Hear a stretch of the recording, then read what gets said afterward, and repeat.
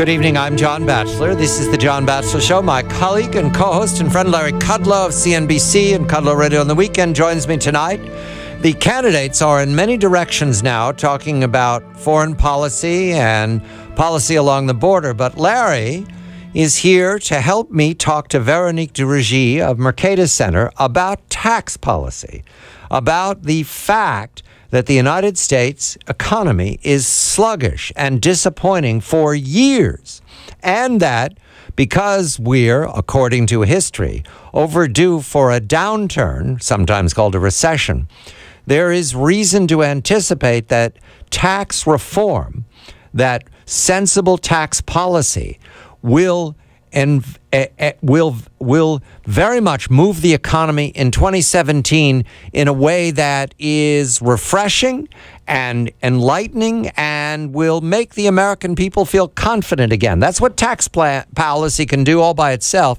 Larry, a very good evening to you. Mrs. Clinton has a tax plan in addition to Donald J. Trump's tax plan. And I want to begin with her tax plan first with this odd question, Larry. Mrs. Clinton, as we will discuss, has a tax plan that's very recognizably Barack Obama's tax plan, but worse. Is that already in the market? Have the markets already anticipated Mrs. Clinton's tax plan? And they're happy to be surprised if Donald J. Trump wins, but they're ready for the worst possible with Hillary. Good evening to you, Larry. Good evening, John. That's a very interesting question, and I'm not sure the market has digested this, to tell you the truth. It's an odd thing.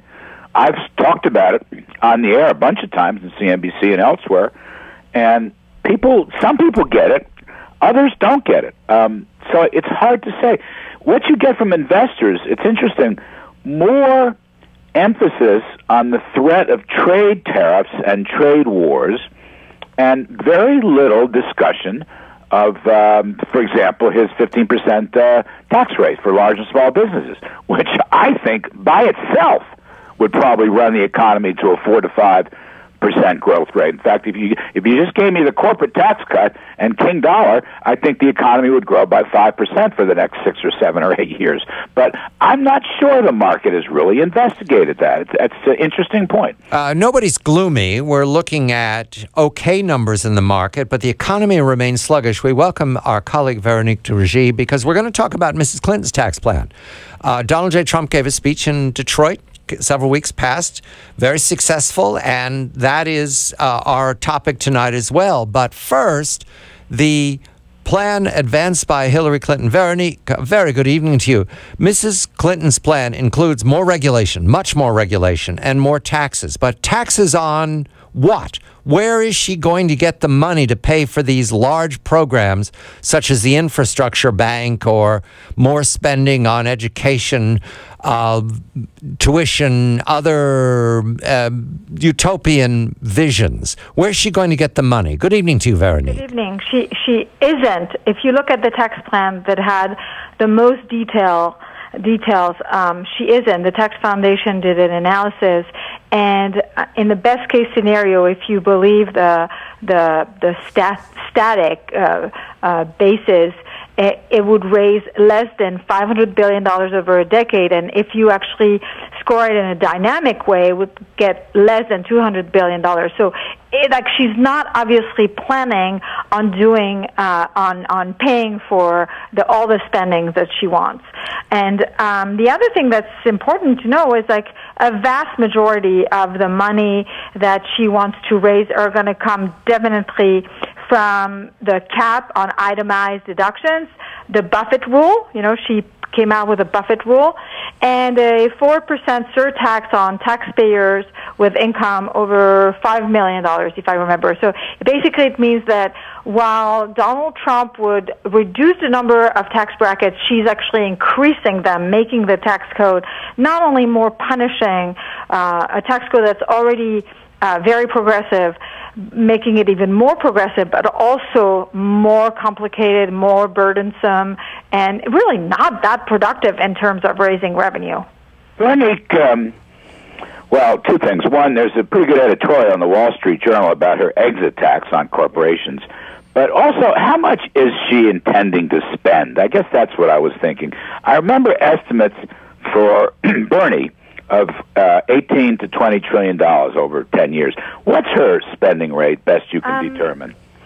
I have seen different estimates. I haven't done it myself, but it's pretty vast, because if you just start with the infrastructure banks, that's like $275 billion. Then there's the free tuition. So it depends on how they do it, but that could be significant.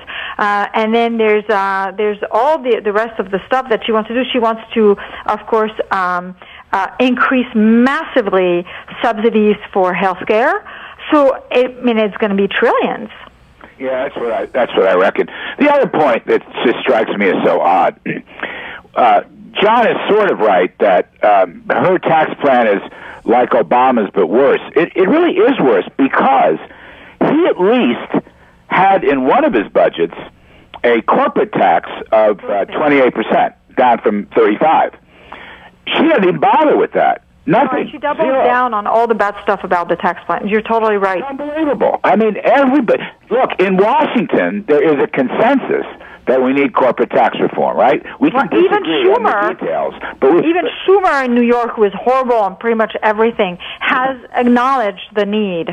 Probably because of where he is, but has acknowledged the need to reform the corporate income tax. So it's really, I just find that, John, very bizarre. And instead, she's attacking, rich corporations as part of her litany, and this exit tax on firms that will be leaving the country because of tax reasons. And she wants to tax wealthy individuals, as Veronique said. She's also got a lot of smaller taxes in there as well. It's just an odd thing, as you noted. The economy has been in lousy shape for years. It's the number one issue in all the polls. And she has what I think of as a recession plan, not a recovery plan. Oh, yeah, and also, according to the Tax Foundation, her plan shrinks the economy. Right, yes. Right, so even on a static basis, it shrinks the economy. So I'm not wrong. It really is a recession. What about the money that's overseas? Larry, you've talked about bringing that money home and getting it invested in American companies. Does Mrs. Clinton have a plan for what you estimated $2 trillion, Veronique?